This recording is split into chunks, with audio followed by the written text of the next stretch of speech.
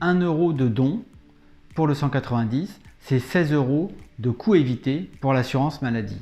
Donc il y a un véritable effet levier de la générosité au bénéfice du bien commun, au bénéfice de la dépense publique. Marc 19, directeur général de l'association AIDE.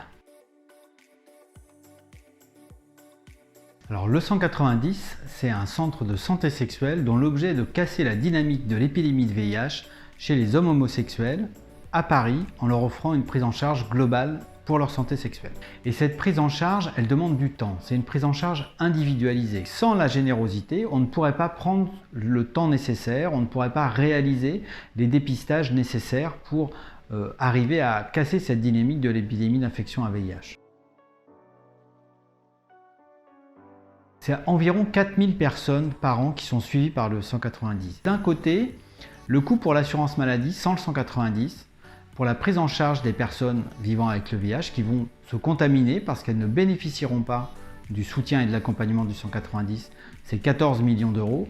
Et de l'autre, avec l'appui du 190, grâce à l'effet très concret sur les contaminations, c'est seulement 135 000 euros sur la durée de vie des personnes. Donc il y a un véritable effet levier de la générosité au bénéfice du bien commun, au bénéfice de la dépense publique.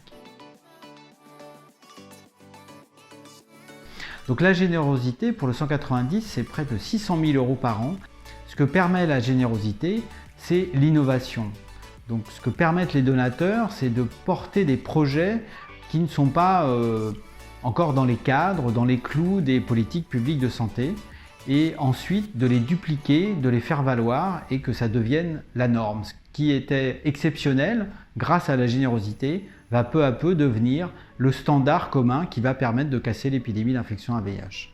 Donc merci aux 170 000 donateurs et donatrices de AIDE qui, par leur soutien constant et permanent, nous permettent d'innover, de créer et de porter des centres comme le 190 et qui ont un effet très concret dans la lutte contre le sida.